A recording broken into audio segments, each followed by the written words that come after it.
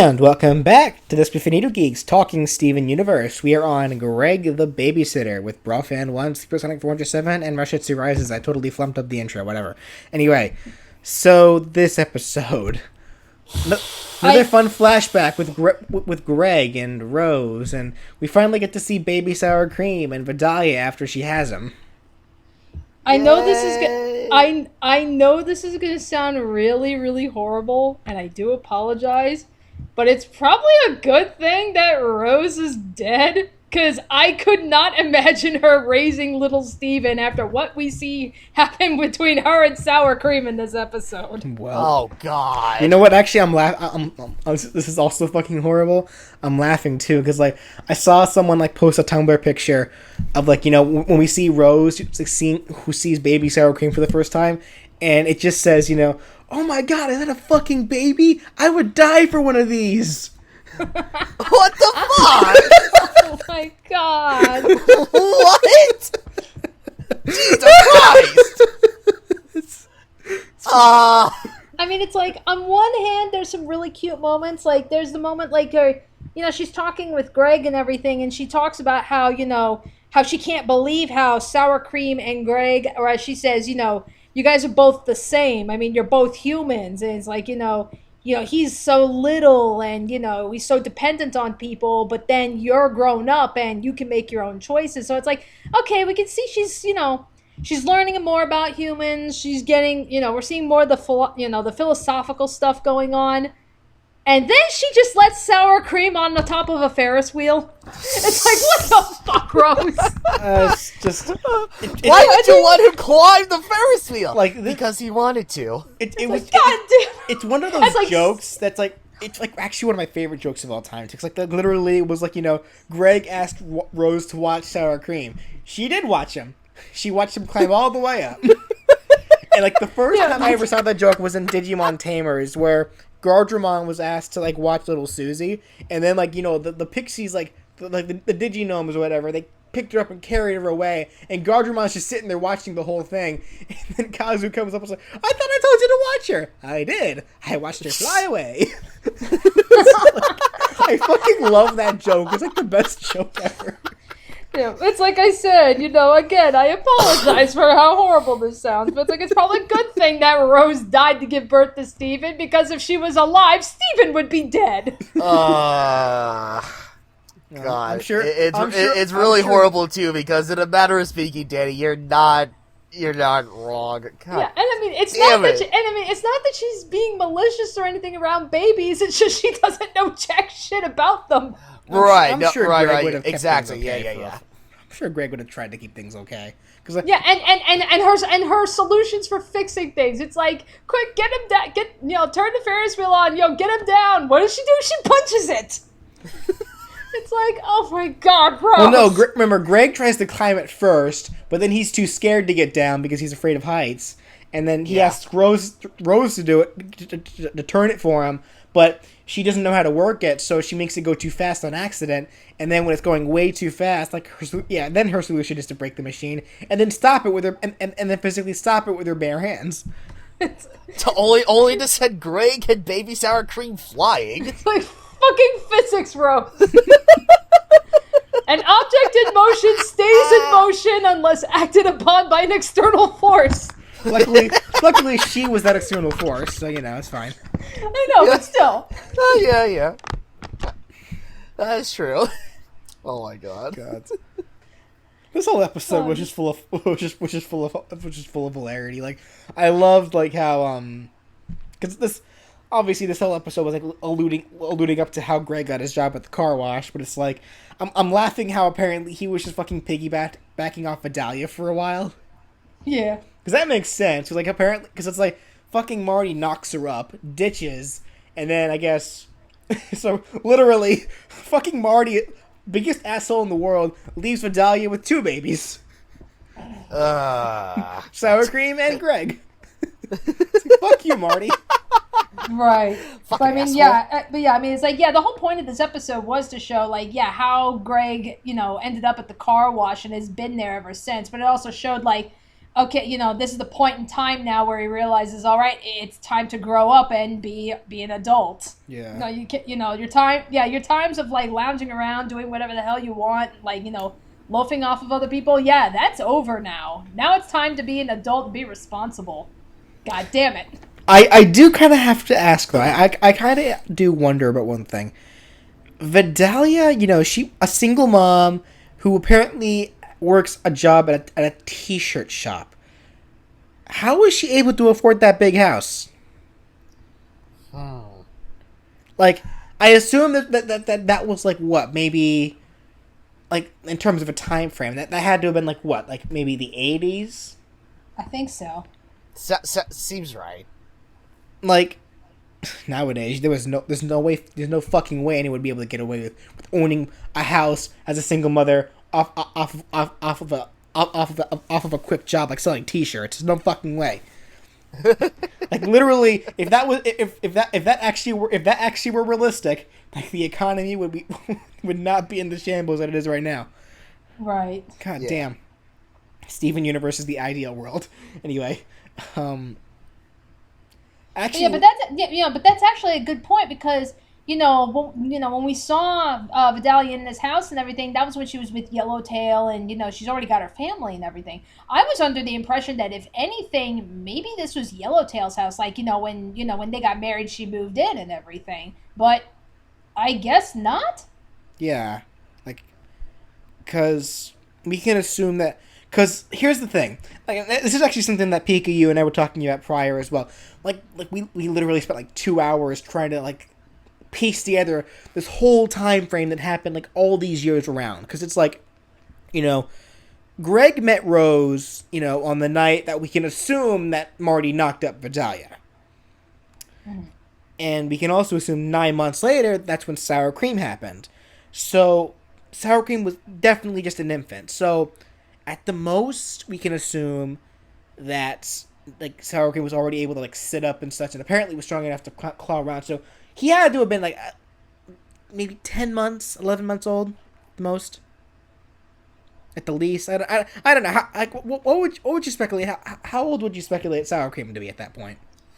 I'd say couldn't have been more than one. Like, yeah, that's what I would say. Probably like 1 year old at the oldest. Yeah, because I mean, like it was like I said. I mean, it's like he's not like a completely like helpless baby and everything. I mean, yeah, babies are helpless and stuff, but for the most part, it's like yeah, he's able to sit up, he's able to crawl. I mean, apparently he was able to climb if you can climb up a fucking Ferris wheel.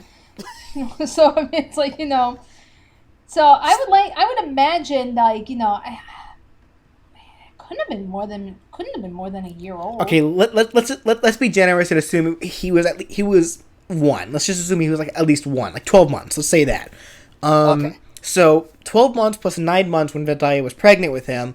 So that's a time frame of where, at that point, Greg was with Rose for maybe at the most a year, like almost 2 years, like a little under 2 years. Okay.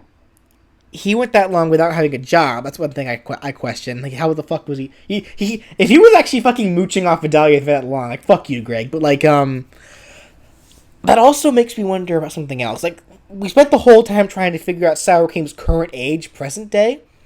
We estimate that he's maybe at the most, like, or at the least 18 years old. Because Sadie hasn't confirmed. Sadie's 18. Yeah. So, at the most, we can kind of confirm that Sour Cream is 18 because he's still living with his mom and dad. It's like Lars, we know, is still in high school, so we can assume that he's at least 8. So it's probably safe to assume that Sour Cream and the Cool Kids are either in high school or probably just left high school. Yeah, because they're not in college as far as we're aware. But that being said, Steven's currently 14. Greg was 22 when he first, as he said, when he first met the Gems. Assuming that's right, 9 months plus maybe a year for Sour Cream.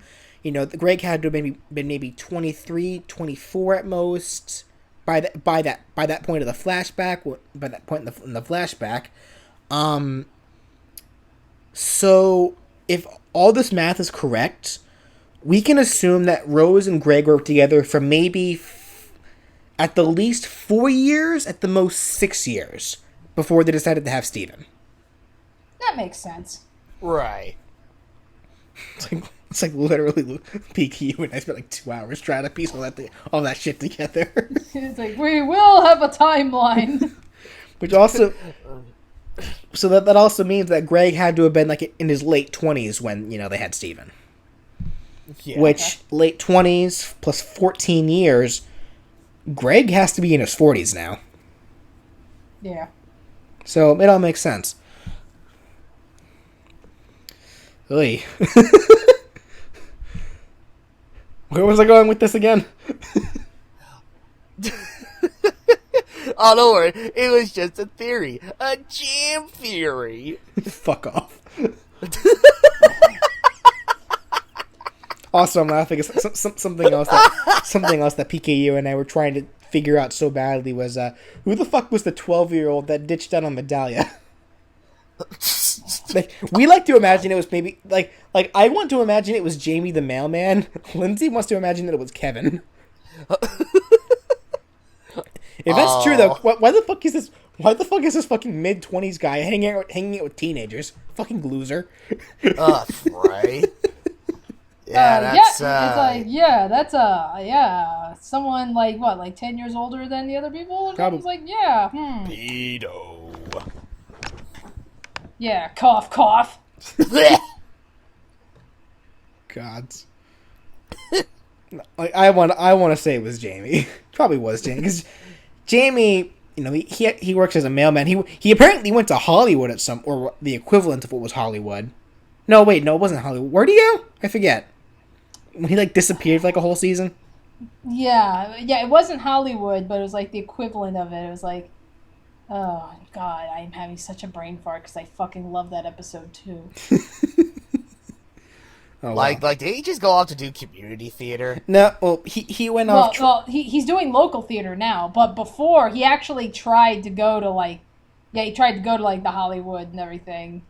I think it was, it must have been it was something like Kansas or something. I mean, it was literally out in the middle of fucking nowhere, and apparently that's the Steven Universe equivalent of Hollywood. Oh, okay, alright. Yeah, we can probably assume that Jamie has to be, at this point, probably in his late 20s. I want to say so, anyway. Mm-hmm. Right. Ah, well. Anyway, I love Vidalia. She's cool.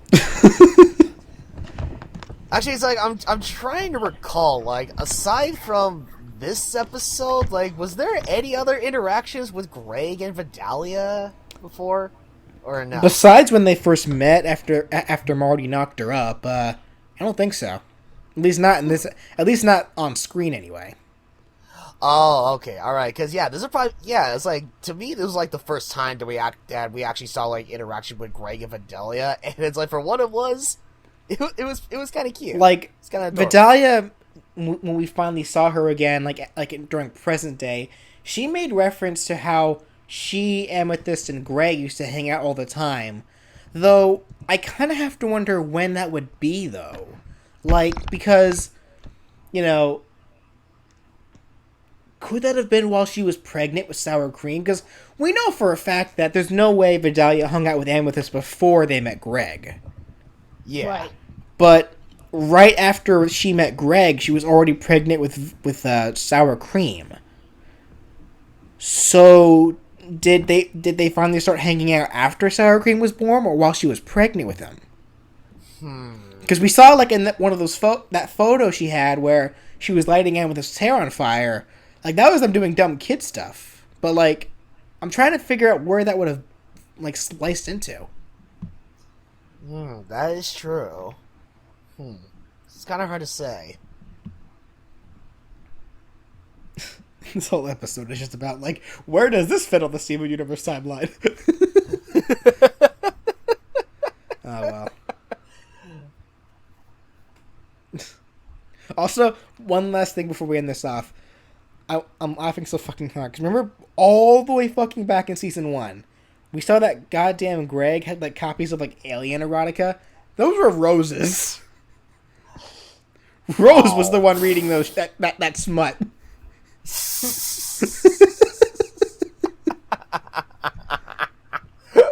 Like, something tells me that they may have been Greg's, but, like, Rose read them, so, like... She ain't that pure, people.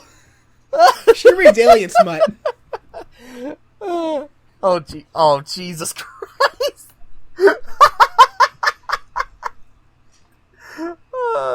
Oh, God. Anyway, with that being said, join us next time, ladies and gentlemen, as we get into way more serious stuff with Gem Hunt. We'll see you then.